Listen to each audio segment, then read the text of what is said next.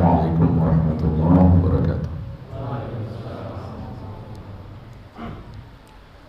Alhamdulillahi ala ihsanih wa syukru lahu ala taufiqihi wa amtinani wa ashhadu an la ilaha illallah wahdahu la syarikalah ta'ziman li sya'nih wa ashhadu anna Muhammadan abduhu wa rasuluh ad-da'i ila ridwanih sallallahu alaihi wa ala alihi wa ashabihi wa ikhwanih. Amma ba'd, fa ikhwani fid din wa akhwati fillah, kaum muslimin wal muslimat rahimani wa rahimakumullah.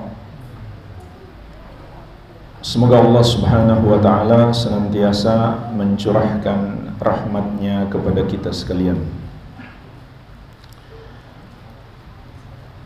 Perbuatan dosa syirik adalah dosa yang paling besar, yang paling dimurkai oleh Allah subhanahu wa ta'ala, yang tidak terampunkan apabila pelakunya tidak bertobat sampai mati, yang menyebabkan pelakunya murtad, keluar dari Islam, yang menghancurkan seluruh amal ibadahnya. Dan yang paling berbahaya, dosa syirik itu memastikan pelakunya masuk neraka dan kekal di dalam neraka untuk selama-lamanya. Kita sudah paham semuanya, dosa syirik itulah dosa yang paling berbahaya. Bahkan tidak ada apapun yang lebih membahayakan diri kita di dunia maupun di akhirat melebihi dosa syirik.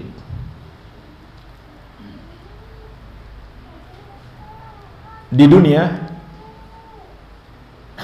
dosa syirik itu lebih berbahaya daripada kematian yang paling menderita sekalipun. Sehingga Rasulullah SAW pernah bersabda, "La tusyrik billahi syai'an wa in qutti'ta wa hurrikta." Janganlah kamu mempersekutukan Allah dengan sesuatu apapun, meskipun kamu dibunuh dengan cara yang paling kejam, yaitu dicincang-cincang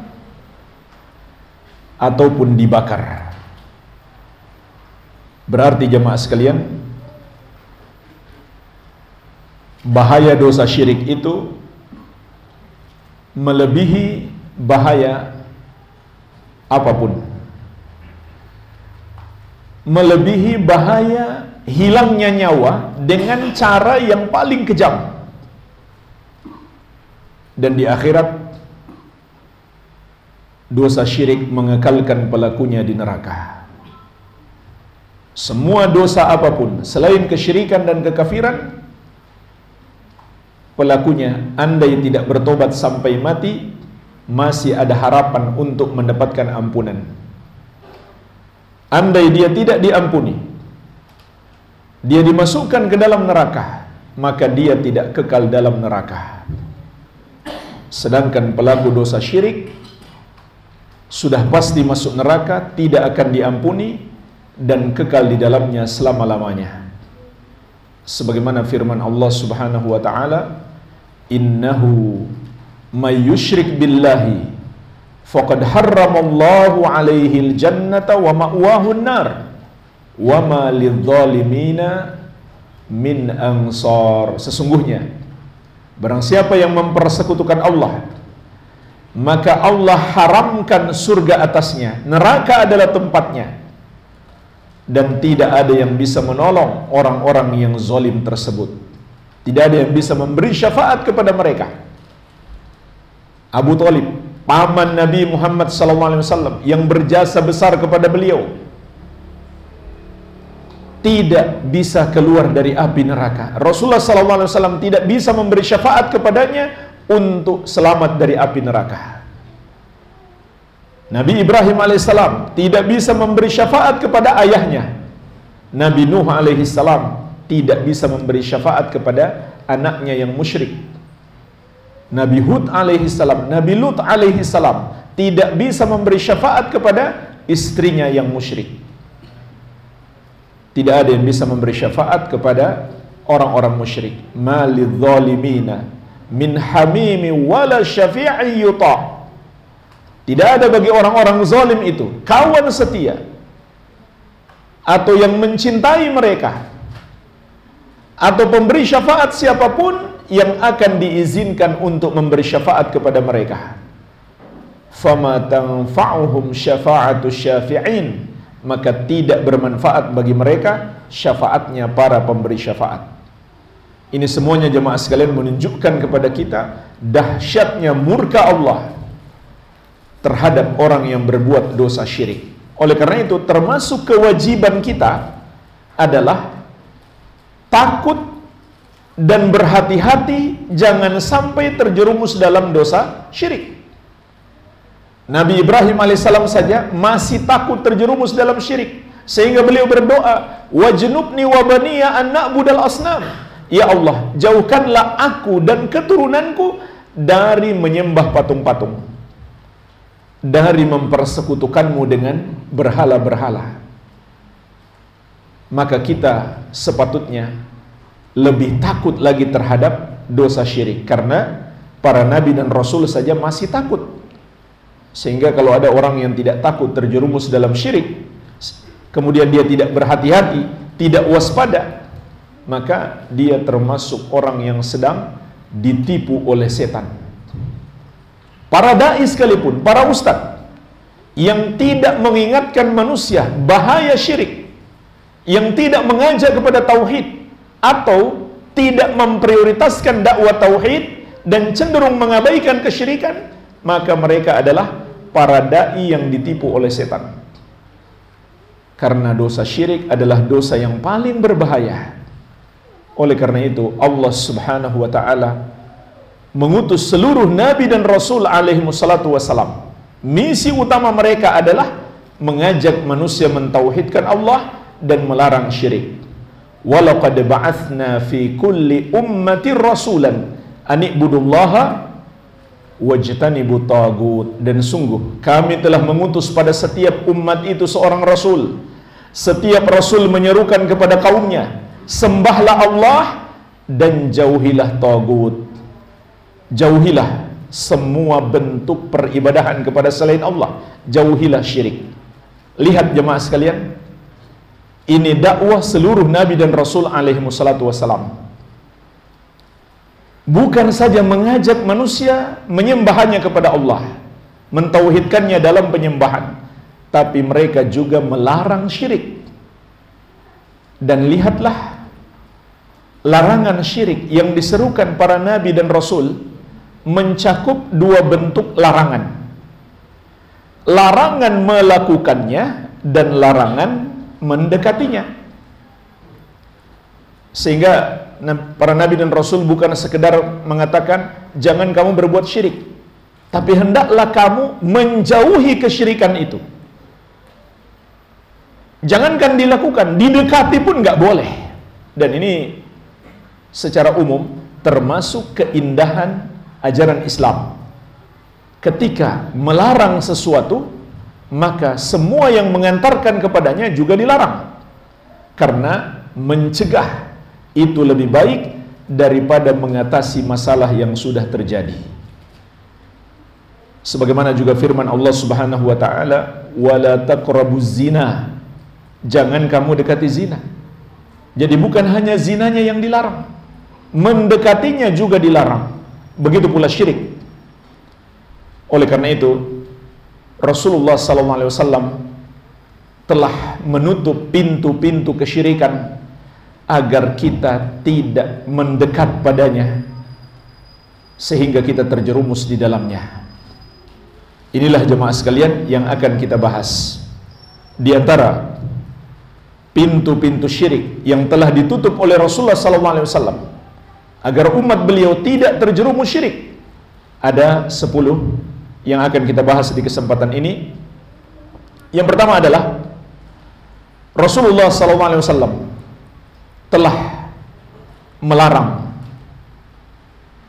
ucapan-ucapan maupun perbuatan yang mengandung penyamaan antara Allah Subhanahu wa ta'ala dengan makhluk.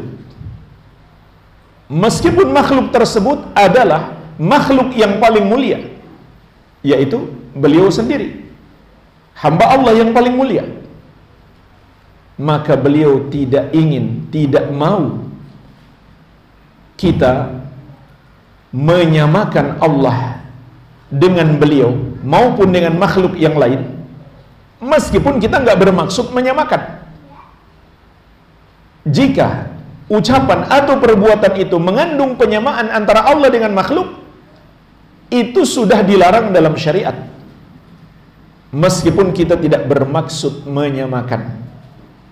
Dan kalau kita nggak bermaksud menyamakan, minimalnya adalah syirik kecil. Kalau seseorang mengucapkannya atau melakukannya dengan bermaksud menyamakan antara Allah dengan makhluk, maka menjadi syirik besar. Bahkan para ulama juga mengatakan, segala sesuatu yang bisa mengantarkan kepada syirik besar, itu sudah dapat dihukumi sebagai syirik kecil. Dan syirik kecil bukan artinya dosanya kecil. Bahkan syirik kecil adalah dosa terbesar setelah syirik besar. Jadi 10 yang akan kita pelajari ini semuanya adalah dosa-dosa terbesar setelah syirik besar. Lebih besar daripada dosa-dosa besar yang lain. Contoh jemaah sekalian, Nabi SAW melarang ucapan Masya Allahu wa syi'tah, sesuai kehendak Allah dan kehendakmu. Dalam hadis yang diriwayatkan Imam Ahmad dan Al-Bukhari di dalam Al-Adabul Mufrad dari sahabat yang mulia Ibnu Abbas radhiyallahu anhuma, tentang seseorang yang datang kepada Rasulullah SAW, lalu orang itu berkata kepada beliau, Masya Allahu wa syi'ta, sesuai kehendak Allah dan kehendakmu. Maka Nabi SAW mengingkari ucapannya dengan mengatakan, Aja'altani lillahi niddan, apakah kamu hendak menjadikan aku sebagai tandingan bagi Allah Subhanahu wa ta'ala? Meskipun orang itu tidak bermaksud menjadikan Nabi SAW sebagai tandingan bagi Allah, tapi beliau mengingkari ucapan ini karena ucapan ini mengandung kesyirikan, yaitu minimalnya syirik kecil dan akan mengantarkan kepada syirik besar. Sebab ucapan ini jemaah sekalian, sesuai kehendak Allah dan kehendakmu, di dalamnya ada makna al-musyarakah, persekutuan. Seakan-akan kehendak Allah bersekutu dengan kehendak Nabi Muhammad SAW. Jadi seakan-akan maknanya, meskipun Allah sudah berkehendak, tapi Nabi SAW belum berkehendak, belum akan terjadi. Atau kalau Nabi SAW sudah berkehendak, Allah pun mesti berkehendak yang sama. Maka ini tentu adalah kesyirikan. Kenapa?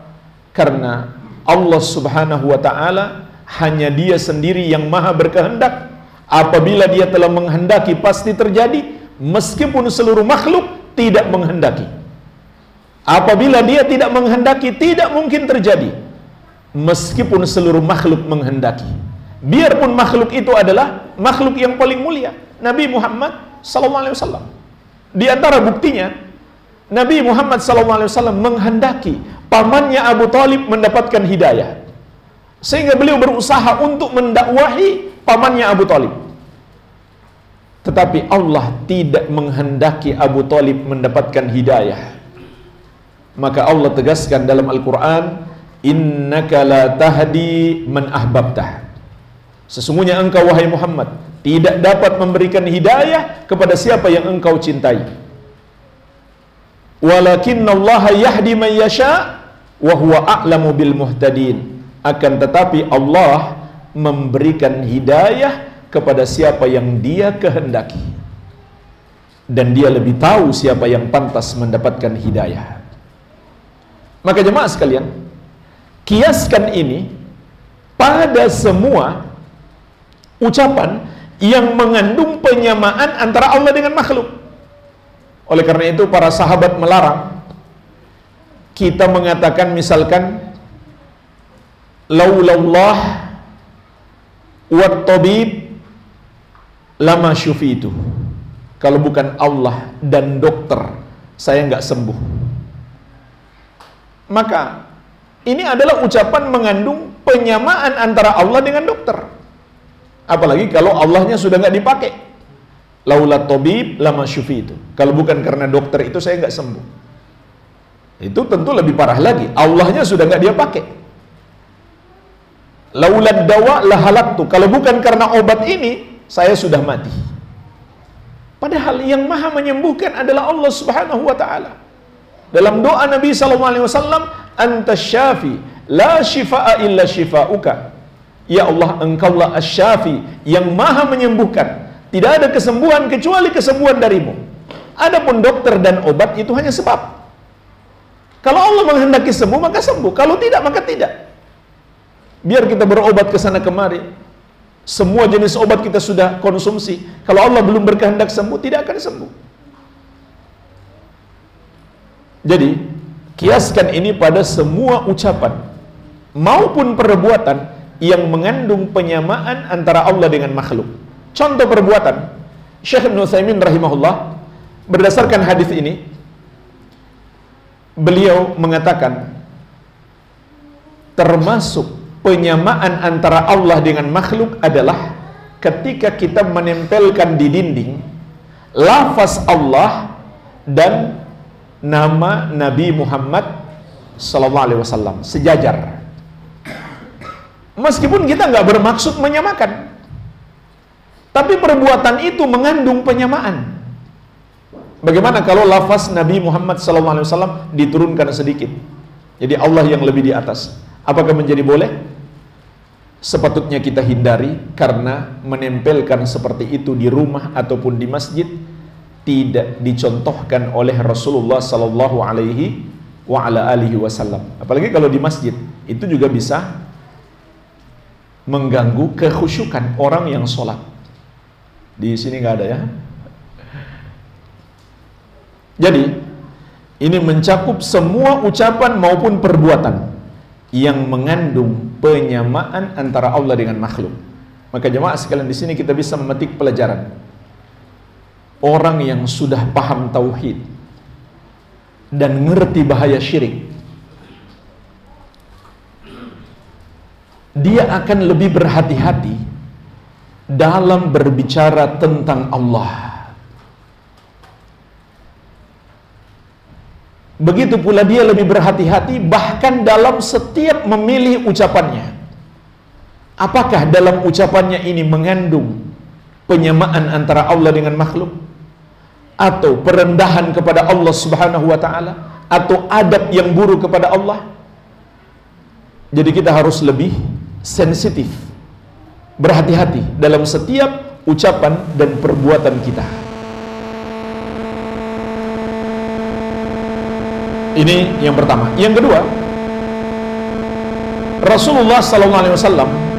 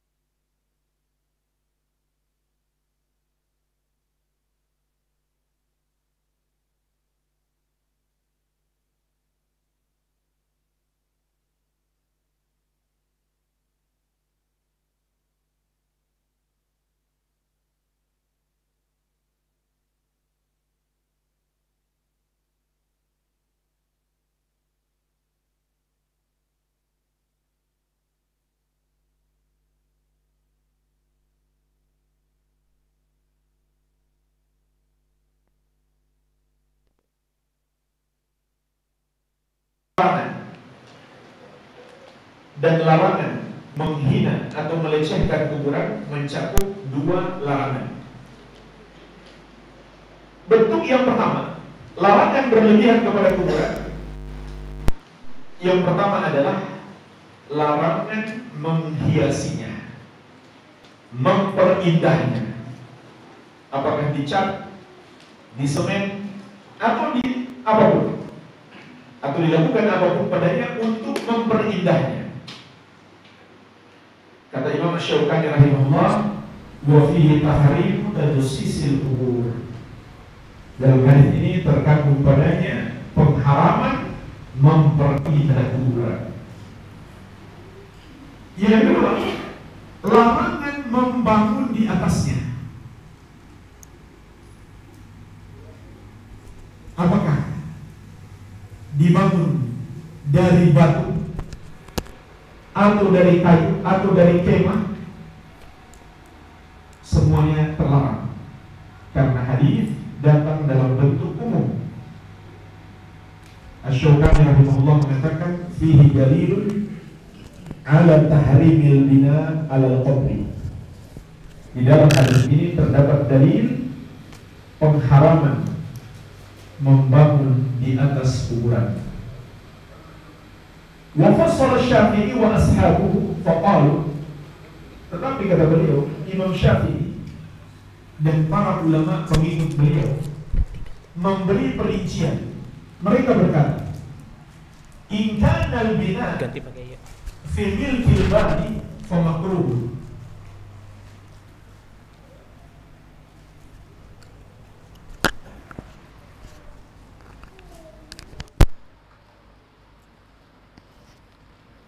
Jadi di dalam Nailul Autar, Asy-Syaukani rahimahullah menyebutkan Imam Syafi'i rahimahullah dan para ulama mazhab Syafi'i memberikan perincian. In kana al-bina fi milkil bani fa makruhun. Kalau bangunan itu dalam kepemilikan orang yang membangunnya, maka hukumnya makruh. Wa in kana fi maqbaratin musabbalah fa haramun. Namun apabila itu di pekuburan umum, maka haram. Jadi zahir hadis, kata Asy-Syaukani rahimahullah, hadis ini adalah pengharaman. Karena asal daripada larangan adalah pengharaman. Tapi dalam mazhab Syafi'i dirinci. Bisa jadi makruh, bisa jadi haram. Berarti bukan boleh, minimalnya makruh. Itu dalam mazhab Syafi'i. Tapi apa yang dilakukan oleh sebagian orang yang mengaku-ngaku sebagai pengikut mazhab Syafi'i? Mereka malah berlomba-lomba untuk membangun kuburan, terutama kuburan para wali atau kuburan orang yang dianggap punya jasa besar. Padahal dalam mazhab Syafi'i minimalnya makruh. Kalau di kuburan umum, kata mereka haram. Namun Asy-Syaukani mengatakan wala dalila ala hadza tafsil. Sebenarnya tidak ada dalil perincian seperti ini. Ya sama saja kata beliau. Baik di tanah milik sendiri atau tanah pekuburan umum, maka hukumnya haram kita membangun kuburan karena dalil tidak memberikan pengecualian. Wa qad qala Asy-Syafi'i ra'aitul a'immata bi Makkah ya'muruna bihadmi ma yubna. Dan Asy-Syafi'i rahimahullah sendiri telah mengatakan, aku menyaksikan para pemimpin di kota Makkah memerintahkan untuk menghancurkan kuburan yang sudah dibangun.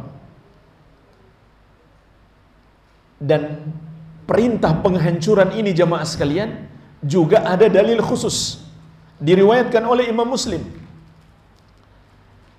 dari sahabat yang mulia Ali bin Abi Thalib radhiyallahu anhu.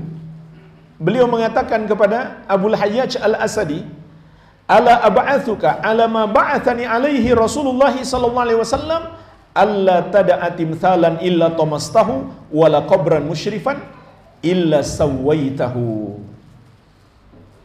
Ketahuilah, Aku akan mengutus engkau untuk sebuah misi yang dulu Rasulullah SAW pernah mengutusku untuk melakukannya, yaitu jangan kamu biarkan ada gambar-gambar atau patung makhluk bernyawa kecuali kamu hancurkan, dan jangan kamu biarkan ada kuburan yang ditinggikan kecuali kamu ratakan. Ini perintah Rasulullah SAW. Kemudian diamalkan oleh Ali bin Abi Thalib radhiyallahu anhu. Kemudian setelah beliau menjadi pemerintah, beliau juga memerintahkan kepada pegawainya untuk melakukannya. Kemudian kata Asy-Syafi'i rahimahullah, dilakukan oleh para penguasa di kota Makkah dahulu. Imam Syafi'i mengatakan ini dalam konteks pujian. Beliau tidak mencela apa yang mereka lakukan karena ada dalilnya. Tapi kalau hari ini ada yang melakukannya, sebagian orang akan mengatakan yang melakukannya itu adalah Wahabi. Padahal Rasulullah SAW yang pertama sekali memerintahkannya untuk melakukannya. Ali bin Abi Thalib ketika berkuasa juga memerintahkannya. Dan Asy-Syafi'i rahimahullah memuji para penguasa di Makkah yang melakukannya. Ini larangan yang kedua, yaitu larangan berlebihan terhadap kuburan. Larangan yang ketiga, yang termasuk berlebihan terhadap kuburan adalah larangan meninggikan kuburan dengan menambahkan sesuatu di atasnya.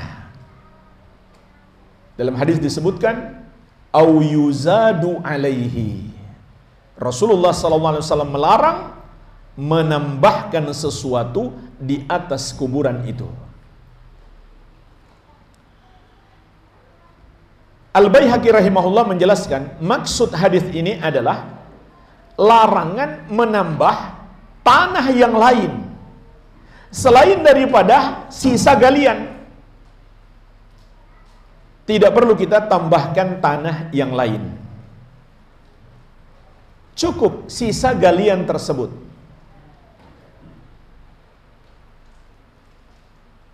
Karena menambahkan dari tanah yang lain itu termasuk berlebihan terhadap kuburan tersebut. Tidak diperlukan. Kemudian yang keempat, larangan menulis di atas kuburan. Wa an yuktaba 'alaiha. Nabi SAW melarang menulis di atasnya. Asy-Syaukani rahimahullah dalam Nailul Awtar mengatakan fihi tahrimul kitabah 'alal kubur. Dalam hadis ini terkandung pengharaman menulis di atas kuburan.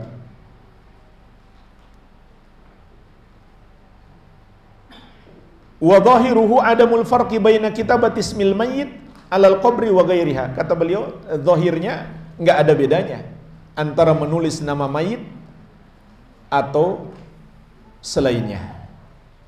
Jadi ini dilarang oleh Rasulullah sallallahu alaihi wa ala alihi wasallam karena itu termasuk berlebihan. Adapun dua larangan menghinakan kuburan dalam hadis-hadis ini adalah larangan duduk di atasnya dan larangan menginjaknya. Jadi jemaah sekalian, Nabi SAW melarang, membimbing kita untuk bersikap pertengahan. Kita tidak menghinakan kuburan, merendahkannya, tidak pula sebaliknya berlebih-lebihan terhadapnya. Ini yang kedua, pintu syirik yang ditutup oleh Rasulullah sallallahu alaihi wa ala alihi wasallam. Yang ketiga, masih terkait dengan kuburan. Rasulullah sallallahu alaihi wasallam melarang keras menjadikan kuburan sebagai tempat ibadah. Ini larangannya lebih keras lagi dibandingkan yang sebelumnya. Dan hadis-hadis tentang ini sangat banyak. Sampai Syekh Al-Albani rahimahullah mengumpulkannya menjadi sebuah kitab yang beliau beri judul Tahdhirus Sajid min ittikhadil kubur masajid.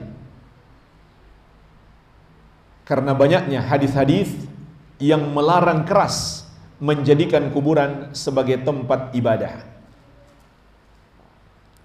Dan bentuknya ada 3. Pertama, beribadah di kuburan tersebut. Yang kedua, ini lebih parah lagi, membangun masjid di kuburan itu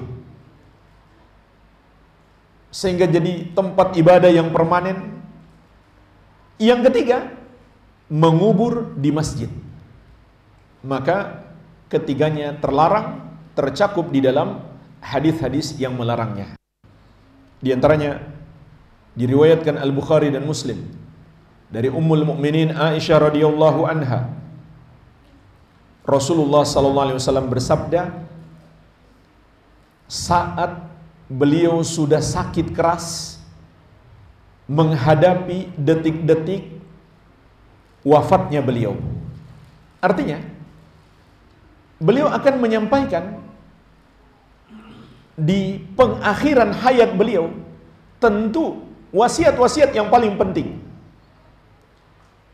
Maka di antara wasiat Nabi sallallahu alaihi wasallam di akhir hayat beliau, di saat beliau sudah sakit keras, tidak lama lagi beliau wafat, beliau bersabda, la'anallahu al-yahuda wan nasara ittakhadhu qubura anbiya'ihim masajida. Allah melaknat orang-orang Yahudi dan Nasrani yang menjadikan kuburan para nabi mereka sebagai tempat ibadah. Sehingga kata Aisyah radhiyallahu anha, laula dzalika ubriza qabruhu ghaira annahu khusyya ayyuttakhadha masjidah. Kalau bukan karena itu, niscaya kubur Nabi sallallahu alaihi wasallam akan ditampakkan. Namun dikhawatirkan kuburan beliau akan dijadikan sebagai tempat ibadah sehingga kuburan beliau tidak ditampakkan. Kuburan beliau di dalam rumah sampai hari ini masih di dalam rumah beliau bersama Aisyah radhiyallahu anha. Jadi subhanallah, dilaknat pelakunya yang menjadikan kuburan sebagai tempat ibadah.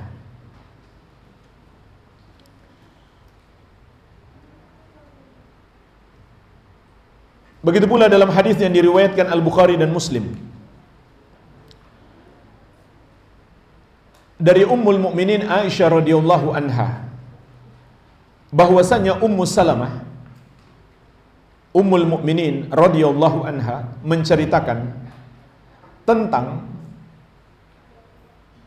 sebuah gereja yang beliau lihat di negeri Habasyah.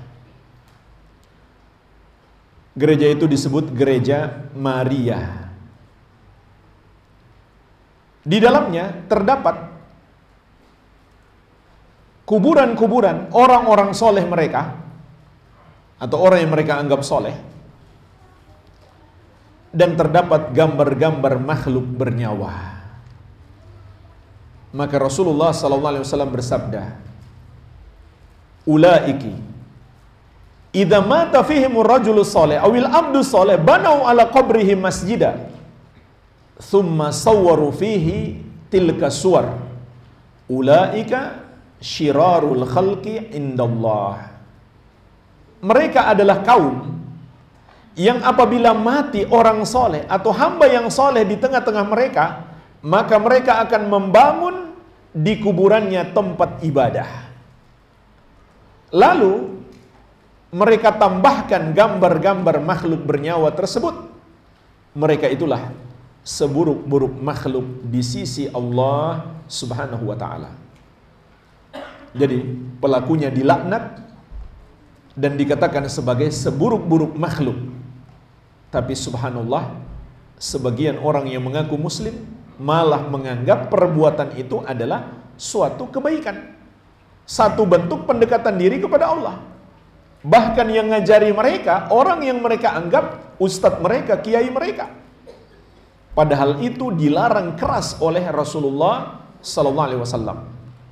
Bahkan dalam hadis yang diriwayatkan Imam Ahmad dari Ibnu Mas'ud radhiyallahu anhu, Rasulullah sallallahu alaihi wasallam bersabda, "Inna min syirarin nas man tudrikuhumus sa'a wa hum ahya walladzina yattakhiduna al-qubura masajida." Sesungguhnya di antara seburuk-buruk manusia adalah orang-orang yang masih hidup ketika hari kiamat terjadi dan orang-orang yang menjadikan kuburan sebagai tempat ibadah. Ini luar biasa, ancamannya sangat keras. Pelakunya termasuk seburuk-buruk manusia. Oleh karena itu jamaah sekalian, para ulama juga menyebutkan larangan keras ini dalam banyak kitab, termasuk dalam mazhab Syafi'i.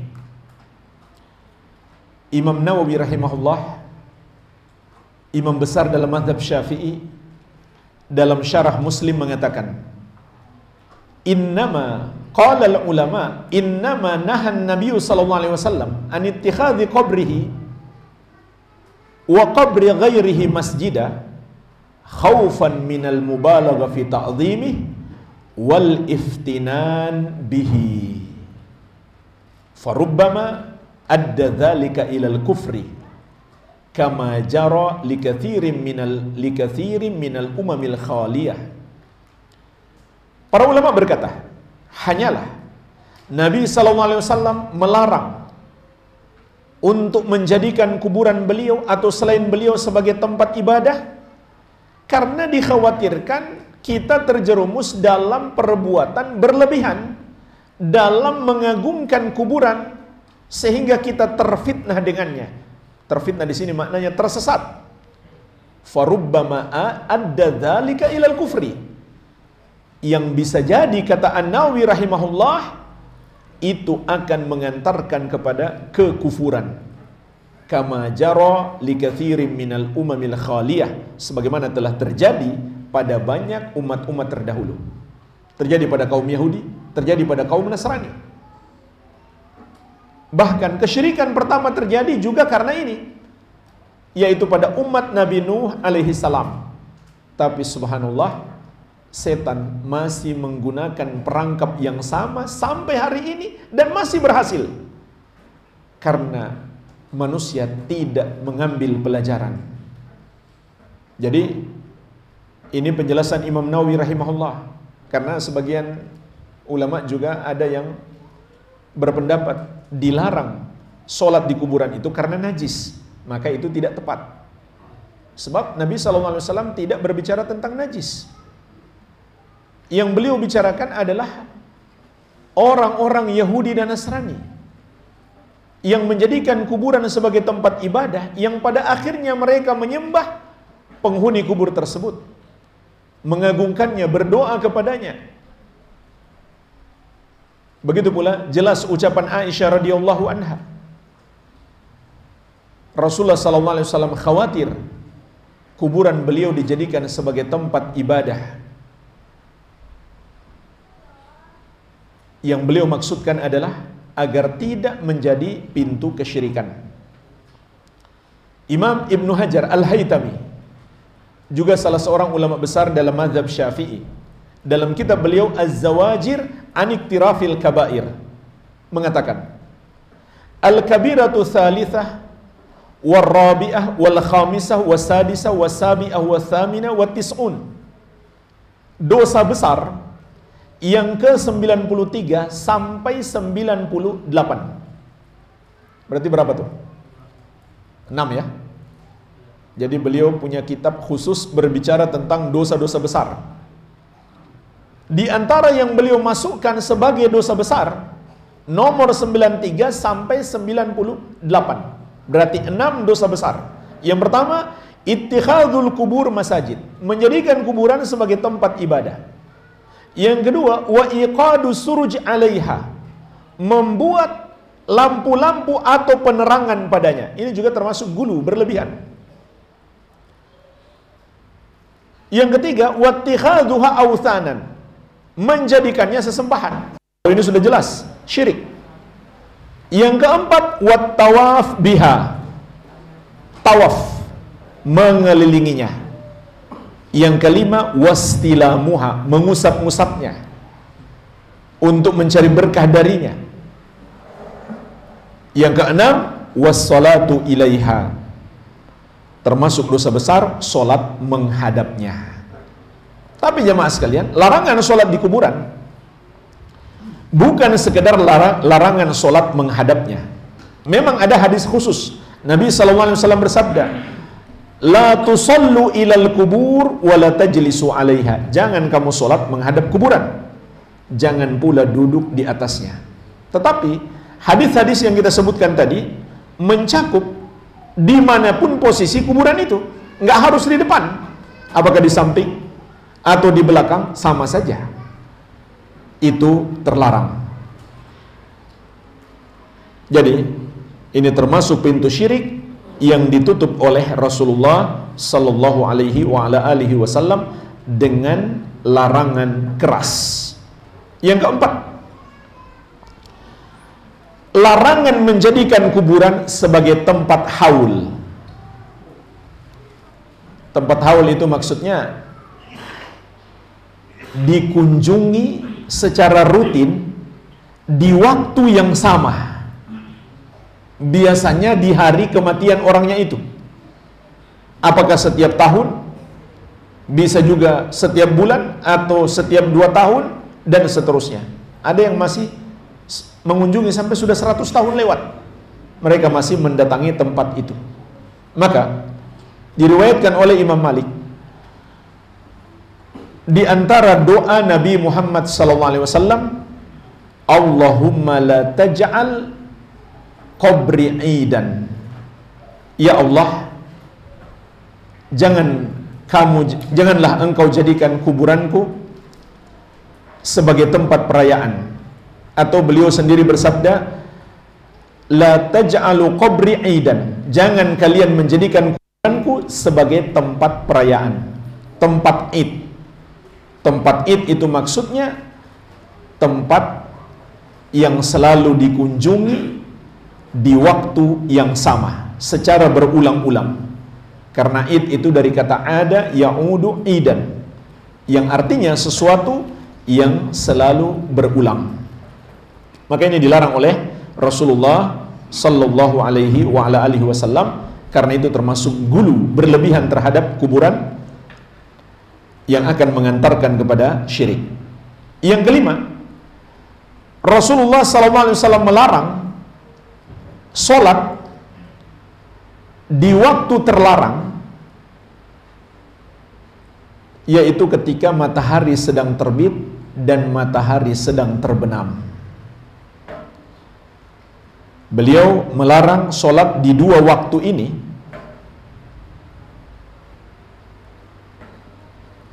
Kenapa jamaah sekalian? Fa innaha tatlu'u baina qarnai syaitan. Karena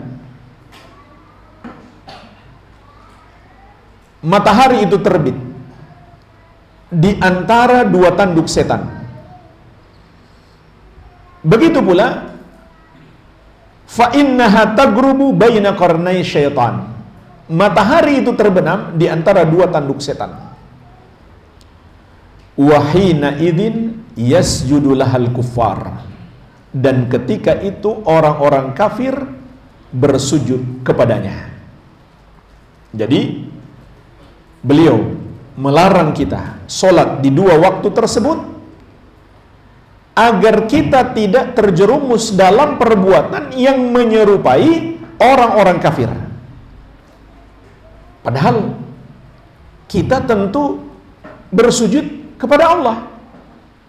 Tapi karena 2 waktu tersebut orang kafir sujud kepada matahari, kita dilarang oleh Rasulullah di 2 waktu itu untuk menutup pintu syirik.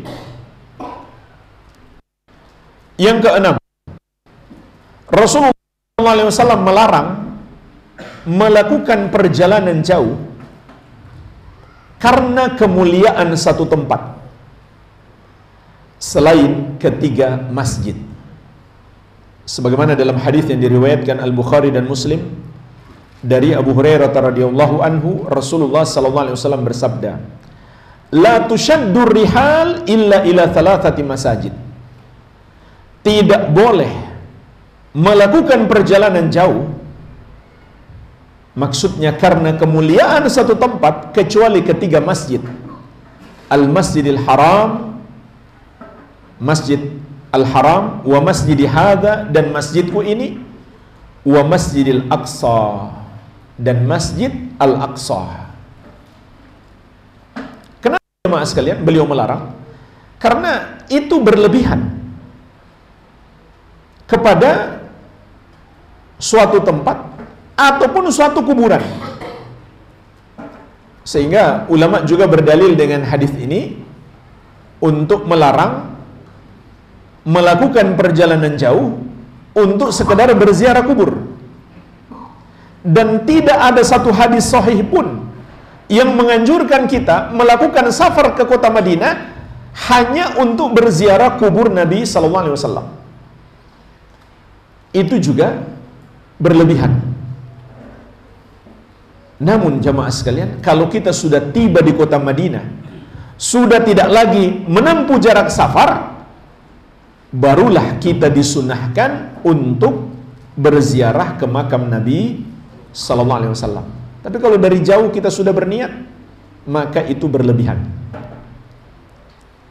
Dan jemaah sekalian, hadis ini juga memberi pelajaran kepada kita. Tempat mana saja, masjid mana saja, itu semuanya sama. Keutamaan khusus menjadikannya atau menganggapnya memiliki keutamaan khusus berlebihan. Kecuali ada yang menjelaskan keutamaannya. Seperti Masjidil Haram, Masjid Nabawi, dan Masjidil Aqsa. Ditambah dengan Masjid Quba pun tidak boleh kita meniatkan safar untuk sholat padanya.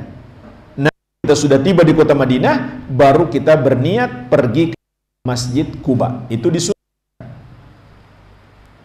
Ini pintu syirik, dan ini orang berbuat syirik ingin safar ke Banten. Kenapa? Ada masjid bersejarah, sudah 200 tahun dibangun. Maka jemaah sekalian, masjid itu, masjid yang baru dibangun, nggak ada bedanya. Kita sholat di situ, pahalanya sama, nggak ada bedanya.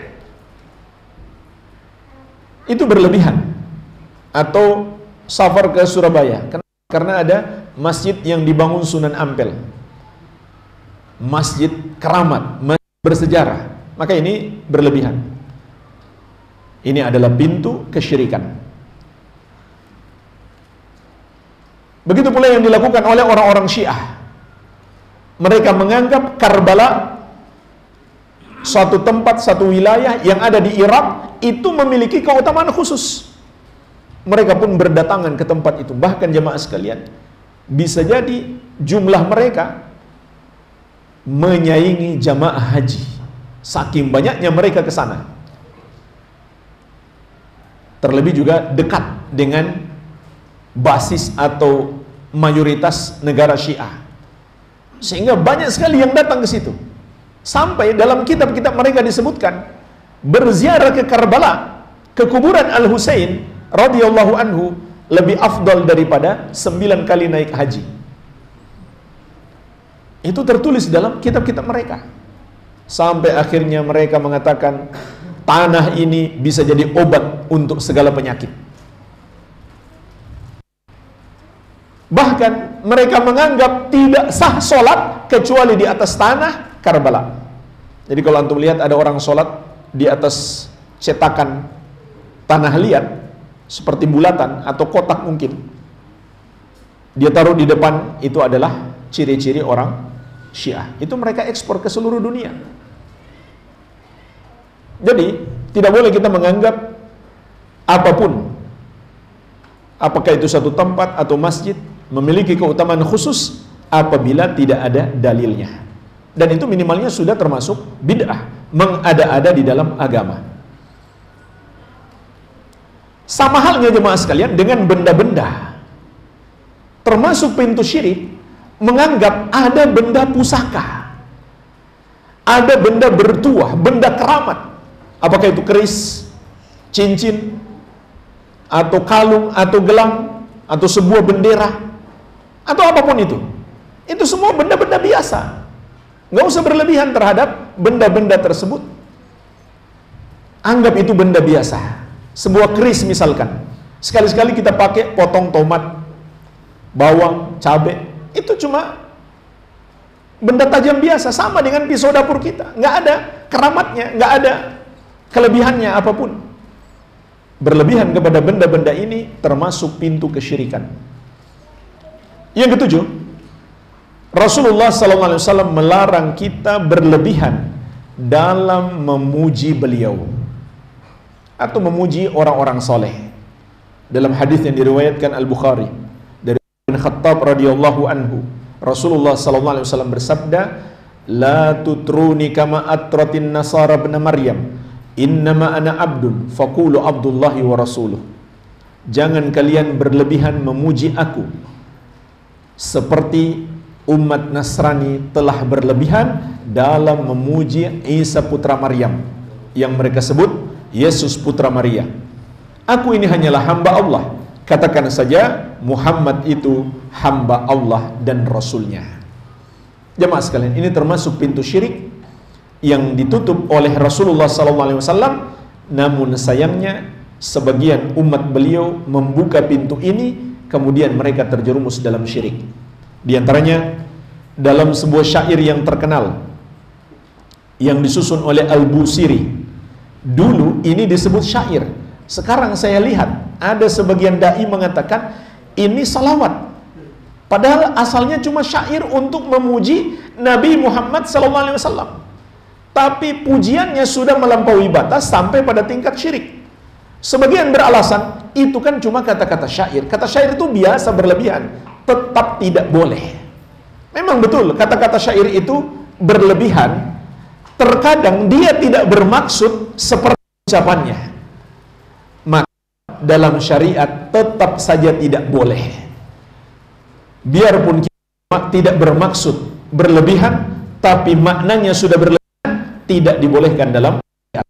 Di antara yang dia katakan adalah, ya akramar rusul, maliman aludhu bihi siwak inda hululil hadithil amim.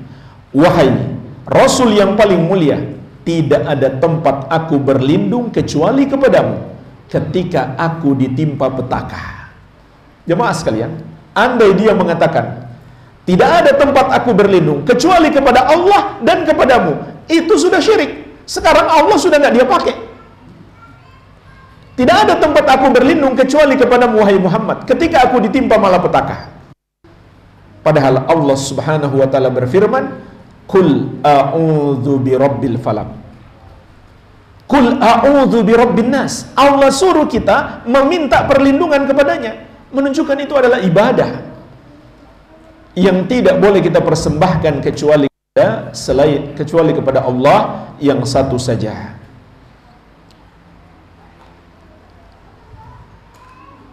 Masih ada lagi ucapannya yang berlebihan. Fa inna min judika dunya wa darrataha wa min ulumika ilmul lauhi wal qalam. Sesungguhnya di antara anugerahmu wahai Muhammad dunia dan akhiratnya, dan di antara ilmu yang engkau miliki adalah ilmu tentang catatan takdir. Ini dua bentuk berlebihan yang sudah sampai pada tingkat syirik. Kata dia, dunia dan akhirat adalah anugerah dari Nabi Muhammad SAW. Padahal dunia dan akhirat merupakan anugerah dari Allah. Kata dia, Nabi Muhammad SAW tahu catatan takdir. Berarti beliau tahu perkara gaib. Karena peristiwa-peristiwa masa depan itu perkara gaib yang sudah Allah tuliskan di Allahul Mahfuz. Padahal Allah menegaskan, "Kulla ya'lamu man fis samawati wal ardil ghaiba illallah." Katakanlah, tidak ada yang tahu perkara gaib satupun makhluk di langit maupun di bumi kecuali Allah Subhanahu wa taala. Yang kedelapan, Rasulullah SAW melarang kita membuat gambar-gambar makhluk bernyawa, apakah patung atau lukisan atau selainnya.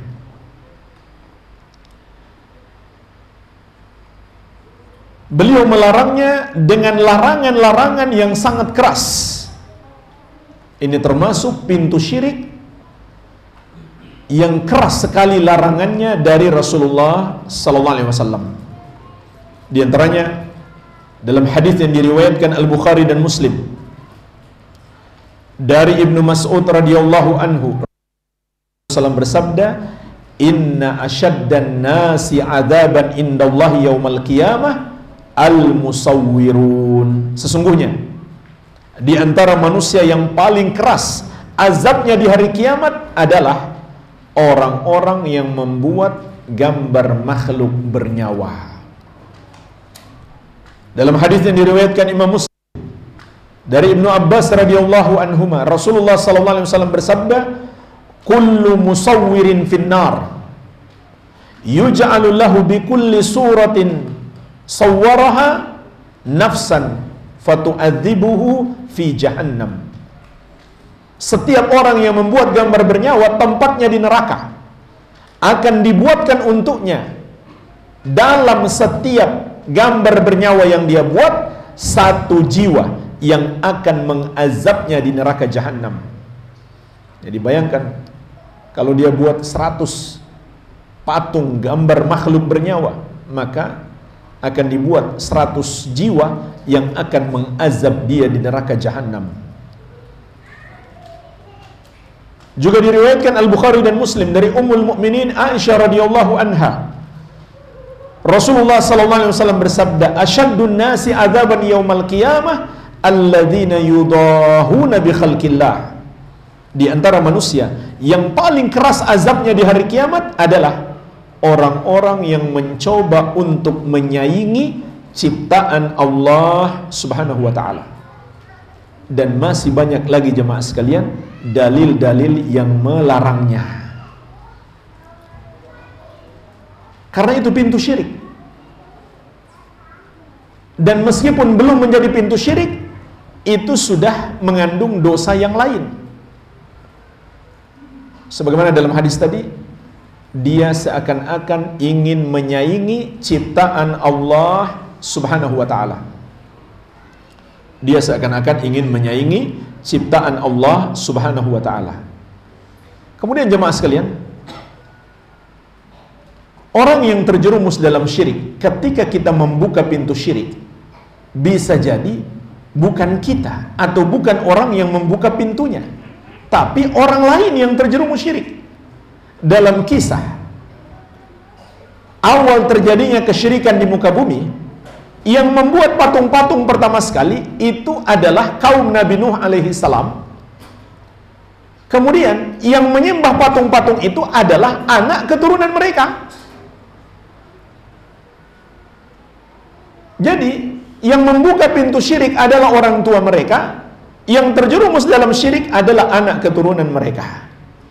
Maka hari ini kita mungkin mengatakan, nggak mungkinlah saya sembah patung, nggak mungkinlah saya sembah sebuah lukisan atau sebuah foto gambar makhluk bernyawa. Tapi jemaah sekalian, kita nggak bisa menjamin anak-anak kita kelak apakah mereka tidak menyembahnya atau setan berhasil menjerumuskan mereka dalam penyembahan terhadapnya. Dan juga kalau ada gambar-gambar makhluk bernyawa ini di rumah kita, maka Rasulullah SAW bersabda, "La tadkhulul malaikah baitan fihi kalbun wala suratu tamathil." Malaikat tidak akan masuk rumah yang padanya ada anjing dan ada gambar-gambar makhluk bernyawa. Yang keberapa sekarang? 9. Rasulullah SAW menutup pintu syirik dengan melarang tasyabbuh,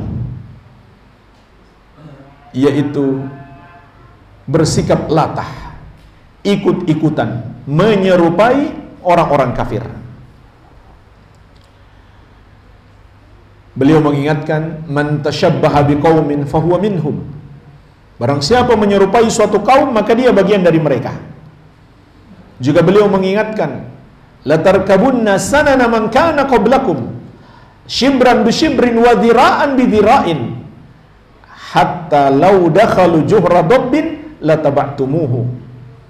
Sungguh kalian benar-benar, maksudnya Nabi SAW mengingatkan akan ada sebagian umat beliau yang ikut-ikut kepada umat-umat sebelum kalian, sejengkal demi sejengkal, sehasta demi sehasta, sampai mereka masuk ke dalam lubang dob, lubang biawak padang pasir, kalian pun ikut-ikutan. Artinya sampai pada tingkat kekufuran, mereka pun akhirnya ikut-ikutan. Maka ini adalah pintu syirik yang ditutup oleh Rasulullah SAW. Sehingga di dalam syariat, tasyabbuh, penyerupaan terhadap orang-orang kafir, termasuk dosa besar. Bahkan termasuk maqasidis syar'i. Maksud pensyariatan adalah agar umat Islam berbeda dengan orang-orang kafir. Dalam hal apapun, baik dalam hal adat istiadat, permasalahan yang bersifat duniawi, apalagi dalam hal ibadah. Dalam hal adat atau yang bersifat duniawi, contoh cara berpakaian. Jika cara berpakaian itu adalah ciri khas orang-orang kafir, kita nggak boleh ikut-ikutan. Apalagi yang berkaitan dengan agama mereka.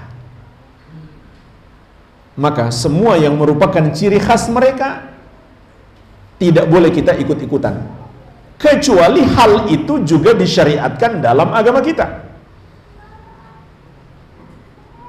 Maka mengamalkannya tentu bukan ikut-ikutan kepada mereka. Yang ke-10, yang terakhir, untuk menutup pintu syirik, Rasulullah SAW melarang kita beribadah di tempat peribadahan orang kafir. Artinya, meskipun kita beribadahnya kepada Allah, bukan beribadah kepada selain Allah, namun dilarang oleh syariat kita beribadah di tempat peribadahan orang kafir. Di antaranya, Nabi SAW melarang kita menyembelih di tempat penyembelihan orang-orang musyrik. Dalam hadis Thabit bin Ad-Dhahhak radhiyallahu anhu yang diriwayatkan Abu Daud, beliau menceritakan, nadhara rajulun an yanhara ibilan bibuana fasa'ala Nabiy sallallahu alaihi wasallam. Seseorang bernazar untuk menyembelih seekor onta di Buana. Maka orang itu bertanya kepada Nabi sallallahu alaihi wasallam, boleh enggak menunaikan nazarnya? Faqal, maka beliau bersabda, hal kana fiha wathanun min awthanil jahiliyati yu'bad? Apakah dulunya di tempat itu pernah ada berhala jahiliyah yang disembah? Perhatikan jemaah sekalian, di sini kita bisa memetik pelajaran. Artinya, meskipun sekarang tempat itu tidak lagi mereka gunakan untuk beribadah kepada selain Allah, maka tempat itu tidak boleh kita gunakan untuk beribadah kepada Allah. Qalu, para sahabat mengatakan, la, tidak ya Rasulullah. Qala, beliau bertanya lagi, fahal kana fiha 'idun min a'yadihim? Apakah di tempat tersebut dulunya ada perayaan mereka? Qalu la. Jawab tidak. Qala Rasulullah sallallahu alaihi wasallam, barulah beliau bersabda, aufi binadri. Kalau begitu, tunaikanlah nazarmu. La wafa' li nadrin fi maksiatillah wala fi ma la yamliku ibnu Adam. Karena tidak boleh menunaikan nazar yang mengandung maksiat kepada Allah, tidak boleh pula dalam hal yang tidak mampu dilakukan oleh anak Adam. Hadis ini diriwayatkan oleh Abu Daud. Jadi jemaah sekalian, dalam hadis ini terkandung larangan menyembelih untuk Allah di tempat penyembelihan untuk selain Allah Subhanahu wa taala. Sebagaimana Allah Subhanahu wa taala melarang kaum muslimin sholat di masjid orang-orang munafik. Apa istilahnya masjid tersebut di masa Nabi SAW? Masjid Dirar. Bahkan masjid tersebut Allah perintahkan untuk dibakar, dimusnahkan. Kaum muslimin dilarang solat di situ. Allah Subhanahu wa taala berfirman kepada nabinya Muhammad sallallahu alaihi wasallam, "La takum fihi abadan." Jangan kamu solat di situ selama-lamanya. Biarpun sekarang mereka sudah tidak ibadah di situ. Tidak boleh tempat itu kita jadikan tempat ibadah kepada selain Allah. Pertanyaannya jemaah sekalian, kalau umat Nasrani mau jual gereja, boleh nggak kita beli kemudian kita bangun jadi masjid? Dan ini dilakukan sebagian kaum muslimin. Bagaimana hukumnya? Boleh atau tidak? Boleh atau tidak? Hah? Boleh apa nggak boleh?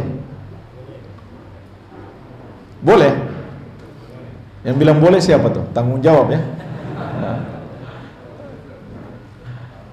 Jawabannya adalah boleh. Kenapa boleh? Karena dalil-dalil yang melarang kita beribadah di tempat peribadahan orang musyrik atau orang kafir apabila ibadahnya sejenis atau ada kemiripan. Sementara ibadah kita dengan umat Nasrani tidak sama. Solat mereka dengan solat kita nggak ada kemiripan. Solat mereka sekarang cuma nyanyi-nyanyi kan? Nyanyi-nyanyi yang mereka anggap sebagai pujian. Sangat berbeda dengan solat kita. Maka boleh. Tentu dengan syarat setelah kita merenovasinya dan menghilangkan semua simbol-simbol kesyirikan dan kekufuran. Menghilangkan salibnya, patung-patungnya, dan semua gambar-gambar makhluk bernyawa. Adapun larangan solat di masjid orang munafik, karena solatnya orang munafik sama dengan solat kita. Contoh masjid orang munafik di zaman sekarang adalah masjidnya Syiah. Jangan kita solat di situ. Atau masjidnya Ahmadiyah. Ahmadiyah sudah jelas kafir sebetulnya. Nggak boleh kita solat di situ. Jadi, Nabi SAW melarang kita menyembelih di tempat penyembelihan orang musyrik karena cara penyembelihan mereka juga sama dengan cara penyembelihan kita. Maksudnya sama-sama disembelih di lehernya. Sehingga ada kemiripan. Maka karena kemiripan ini bisa mengantarkan kita kepada kesyirikan atau mengantarkan orang lain kepada kesyirikan, menjerumuskan orang lain. Kalau kita menyembelih di situ, padahal kita dikenal orang yang rajin sholat misalkan, apalagi rajin kajian, maka orang-orang awam akan berkesimpulan, berarti dulu tempat itu dijadikan sebagai tempat penyembelihan untuk sesajen. Berarti dulu-dulu itu juga sudah benar.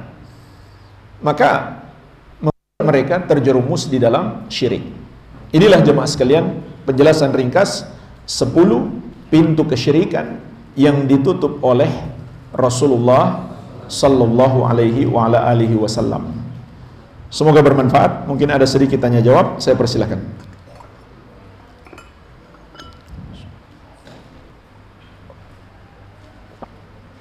Assalamualaikum warahmatullahi wabarakatuh. Waalaikumsalam. Terima kasih atas waktu yang diberikan kepada saya. Langsung saja untuk poin yang ke-8, bagian menggambar. Jadi larangan menggambar. Apa beda dengan memotret? Jadi kalau memotret kan tidak menggambar gitu. Baik. Punya memfoto. Terus yang hubungannya dengan poin ke-10. Di desa saya tuh tiap tahun ada penyembelihan kurban yang namanya sedekah bumi. Tempat tersebut biasanya digunakan. Nah, apakah di situ juga digunakan untuk sholat Id, sholat Idul Fitri, Idul Adha? Apakah itu termasuk poin yang ke-10? Terima kasih. Baik. Yang pertama tentang menggambar dengan menggunakan alat atau memotret, memfoto ataupun memvideo. Apa bedanya dengan menggambar atau membuat patung? Jawabannya, ulama kontemporer beda pendapat. Sependek yang saya pelajari, fatwa-fatwa mayoritas ulama menyamakan, tidak membedakan. Seperti Syekh Ibn Baz, Syekh Muqbil, Syekh Saleh Al-Fauzan, dan yang lainnya rahimahumullah. Mereka menganggap sama, nggak ada bedanya, sama-sama dilarang oleh syariat.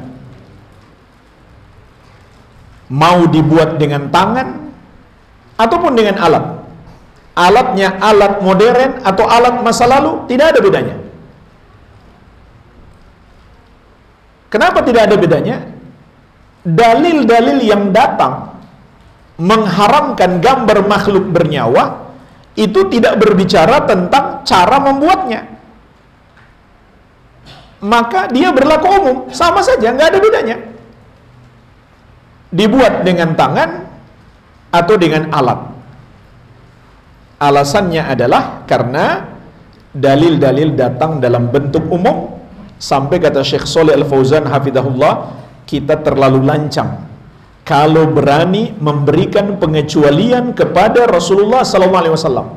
Jadi Nabi SAW melarang membuat gambar makhluk bernyawa, seakan-akan kita mengatakan tidak semua yang terlarang ya Rasulullah, ada pengecualian.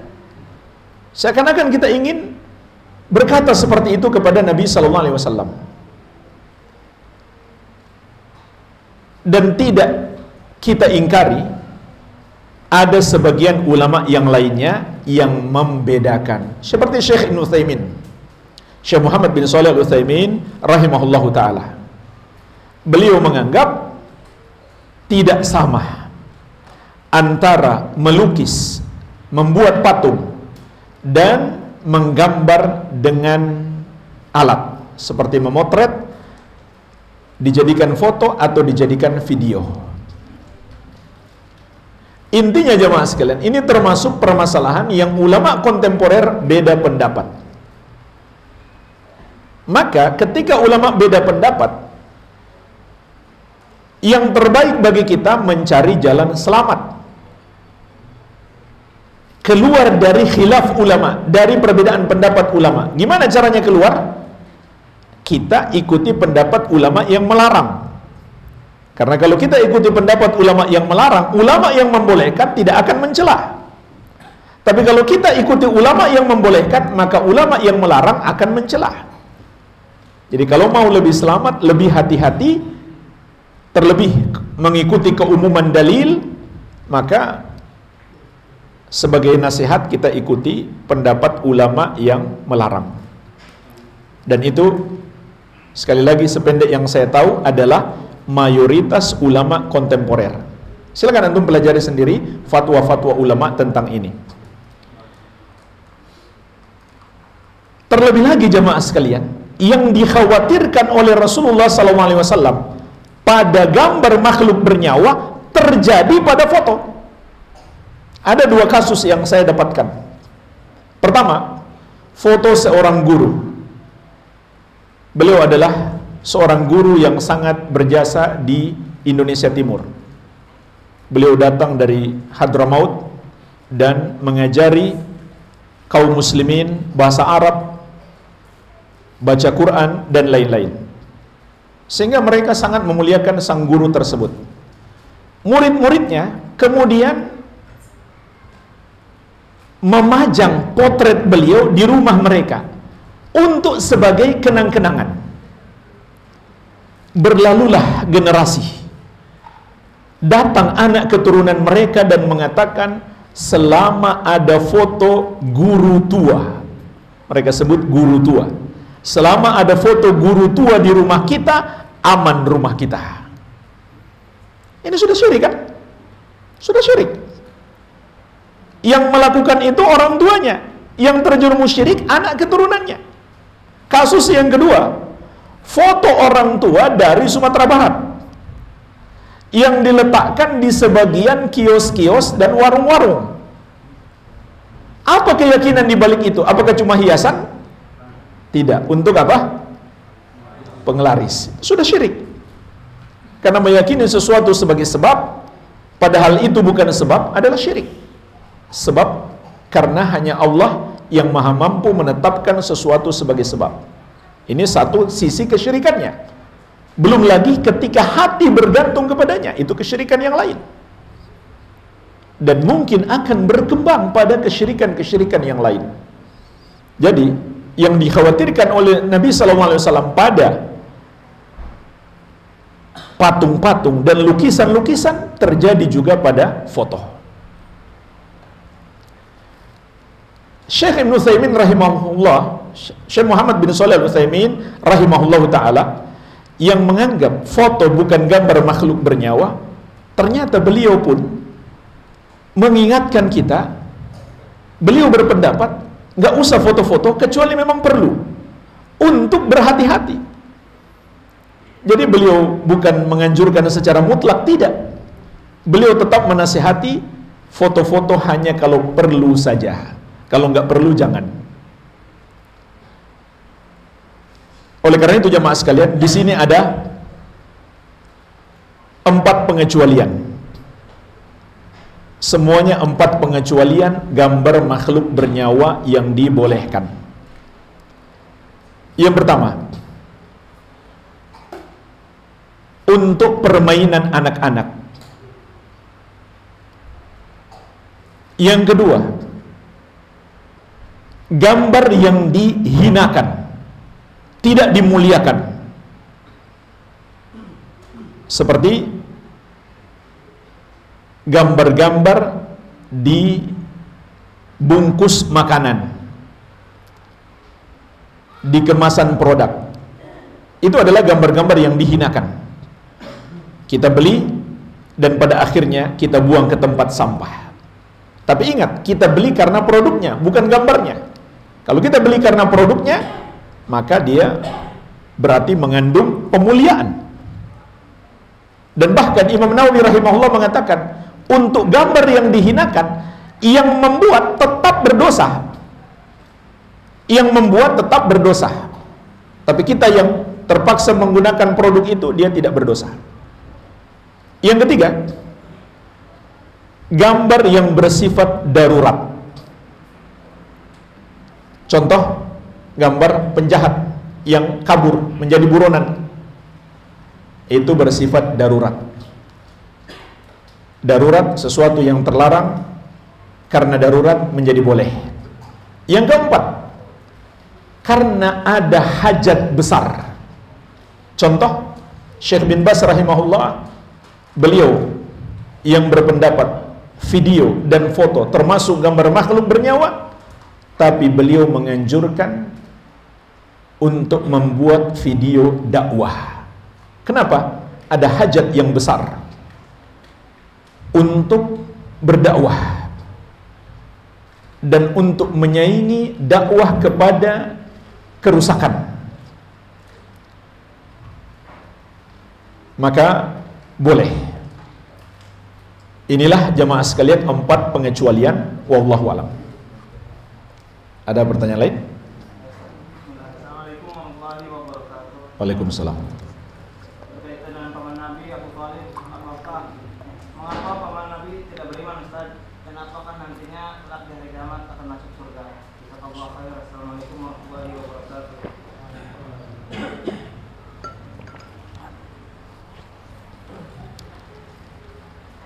Mengapa Abu Thalib tidak beriman? Ada 3 penghalangnya. Pertama, karena dia berteman dengan setan, yaitu dengan Abu Jahal. Nabi SAW mengatakan di akhir hayat Abu Thalib, wahai pamanku, ucapkan la ilaha illallah, Tapi Abu Jahal mengatakan, atargabu am millati Abdul Muthalib? Apakah kamu benci terhadap agama ayahmu? Dihalangi oleh Abu Jahal. Yang kedua, karena pengagungan Abu Thalib secara berlebihan terhadap orang tuanya, nenek moyangnya. Atau dengan kata lain, dia mewariskan budaya nenek moyangnya tanpa menyeleksi mana yang harusnya dibuang, mana yang masih bisa dipertahankan. Menyembah berhala, ajaran nenek moyangnya, itu dibangga-banggakan sekali oleh bangsa Arab dahulu, karena warisan adat leluhur. Dan yang ketiga, Abu Thalib takut dicelah oleh masyarakatnya, dan itu dia bilang sendiri, walaqad alimtu anna dina Muhammadin min khairi adyanil bariyah dinan. Sungguh aku tahu agamanya Muhammad adalah sebaik-baiknya agamanya manusia.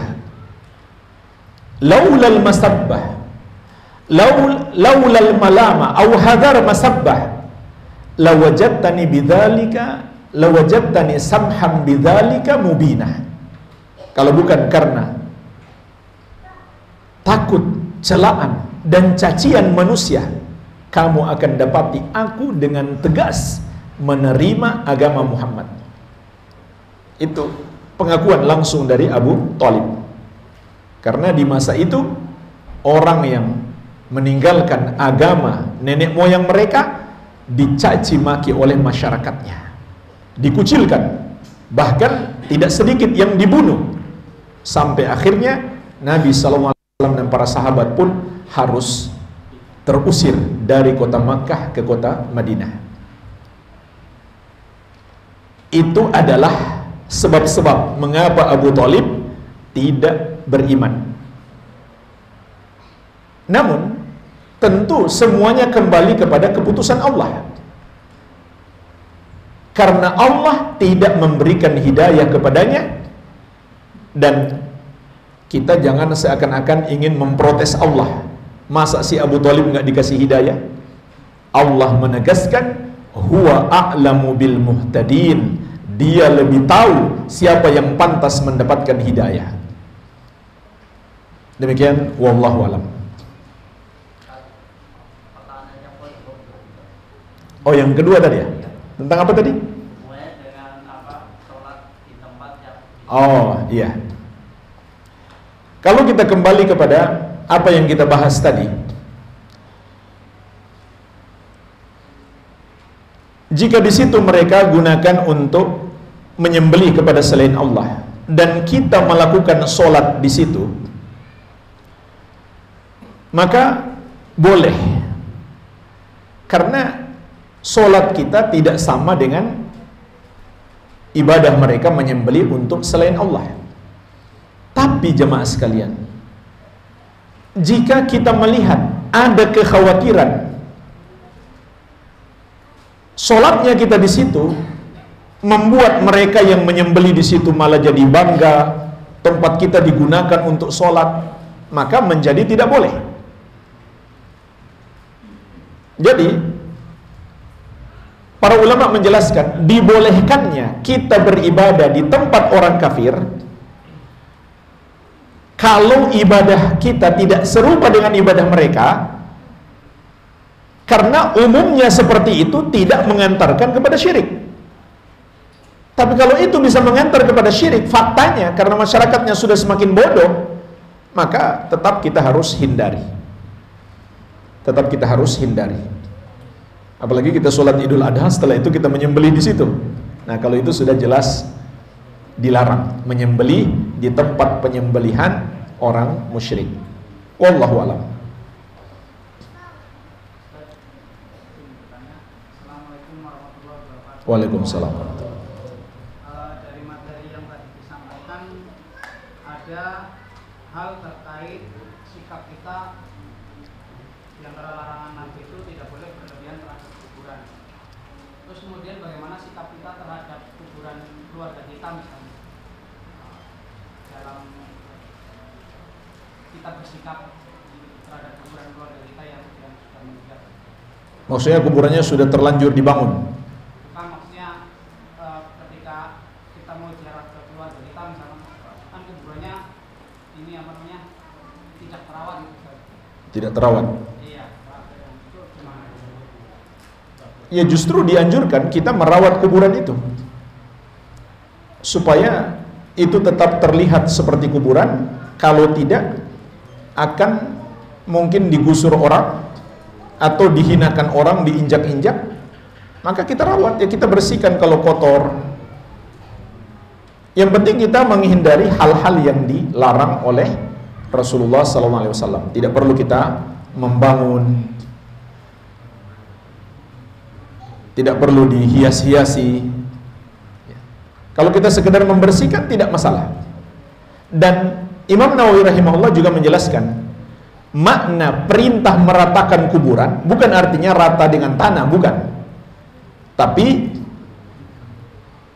tetap dia harus meninggi sekitar 1 jengkal. Tetap dia harus meninggi sekitar 1 jengkal. Hanya saja ulama beda pendapat. Gimana cara ditinggikan 1 jengkal? Sebagian mengatakan dia musattah, artinya 1 jengkal tapi di atasnya rata. Ada yang mengatakan musannam, artinya dia menggunung seperti punuk onta. Nah, pendapat yang dikuatkan Imam Nawawi adalah musattah. Jadi meninggi 1 jengkal tapi di atasnya rata. Itu pendapat yang dikuatkan oleh Imam Nawawi rahimahullah, dan ada sejumlah riwayat kuburan Nabi SAW pun seperti itu. Sebagian ulama juga mengatakan jika kita khawatir tanahnya akan hanyut oleh air, boleh di sekitarnya kita taruh batu untuk sekedar menahan tanahnya kalau ada kekhawatiran tersebut, maka boleh. Terakhir, Assalamualaikum warahmatullahi wabarakatuh. Waalaikumsalam warahmatullahi wabarakatuh. Pertanyaan tentang pembinaan kuburan. Jadi kalau di tempat saya, kuburannya posisi tangannya itu kan miring gitu. Jadi kuburannya itu sudah terkaca-kaca, nggak tahu ini yang kuburan ini yang bukan. Nah, ketika kita memanggul jenazah, kita itu tidak mungkin bisa memilih jalan. Oh ini jalan, oh ini makam. Jadi ya kita lurus saja. Gimana itu? Ya, fattaqullaha mastata'tum. Bertakwalah kepada Allah sekemampuan. Artinya kita harus berusaha semaksimal mungkin. Kalau itu ada kuburan, kita menginjak di pinggirannya, jangan menginjak di atasnya. Berusaha semaksimal mungkin. Termasuk juga kita masuk kuburan tidak boleh pakai sandal. Jadi sandal kita letakkan di luar kuburan.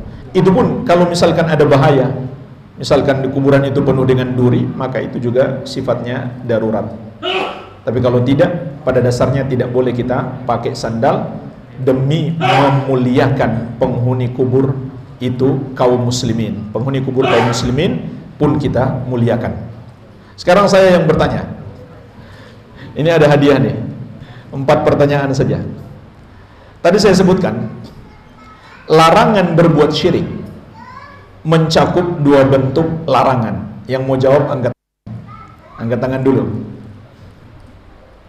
Terutama yang nggak mencatat tuh, kan hafalannya kuat, jadi nggak perlu mencatat. Semoga tersinggung. Ulangi pertanyaannya. Larangan syirik mencakup 2 bentuk larangan. Apa saja itu? Larangan melakukan dan larangan mendekati. Ahsanta, barakallahu fiik. Ini keutamaan orang mencatat nih. Silakan akhi. Tafadhal. Larangan melakukannya dan larangan mendekatinya.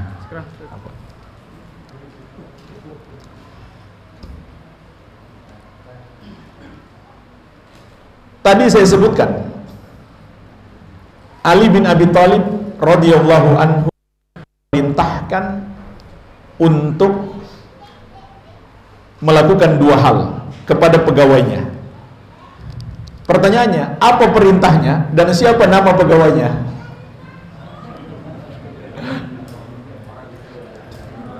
Ini dua pertanyaan saja. Angkat tangan. Untuk meratakan dan melakukan kuburan. Meratakan dan Apa bangunan yang berada di atas kuburan? itu aja. Baru satu dong. Baru terkait kuburan. Satu lagi apa? Waduh, masa kasih bukunya setengah ini? Meratakan kuburan, menghancurkan yang di atas kuburan itu baru satu. Siapa? Nggak apa-apa lah, kasihan dia. Udah ambil. Siapa yang mau tambah satu lagi? Angkat tangan. Kan ada dua tadi perintahnya.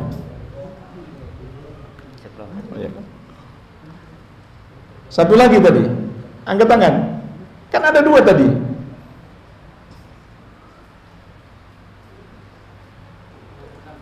Menghancurkan patung. Ahsanta, barakallahu fiik. Tafadhol. Siapa nama yang disuruh oleh Ali?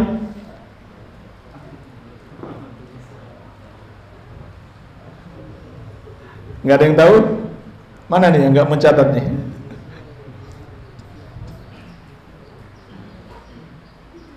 Nggak ada yang tahu ya? Namanya adalah Abul Hayyaj Al-Asadi, seorang tabi'in. Dan di sini juga kita bisa memetik pelajaran, yang menghancurkan kuburan adalah pemerintah. Jadi jangan kita, pemerintah yang menghancurkan. Atau kuburan orang tua kita sendiri, tapi dengan syarat tidak memunculkan mudarat yang lebih besar. Kalau bisa jadi perang keluarga, ya ditunda dulu, pahamkan dulu mereka. Tapi kalau pemerintah, dia punya hak untuk menghancurkan. Satu lagi pertanyaan. Tadi dari tiga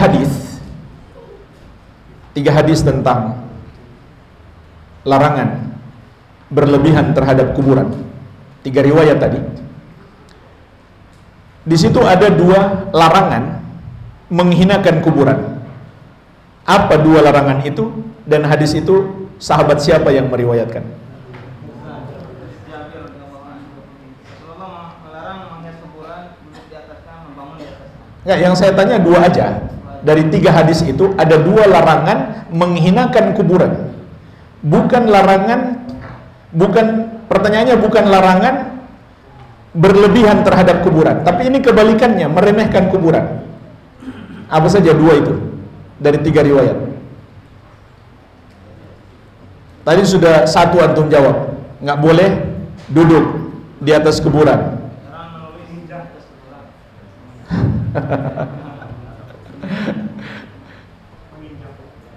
Menginjak kuburan ini jadi bagi 2 nih. Beliau aja ya, kasihan beliau duluan. Silakan. Larangan apa namanya? Duduk dan menginjak kuburan. Dari sahabat Jabir radhiyallahu anhu. Semoga bermanfaat. Lebih dan kurangnya saya mohon maaf. Wabillahi taufik. Subhanakallahumma wa bihamdik asyhadu an la ilaha illa anta astaghfiruka wa atubu ilaik. Wa sallallahu ala nabiyyina Muhammadin wa alihi wasallam. Walhamdulillahi rabbil alamin. Wassalamualaikum warahmatullahi wabarakatuh.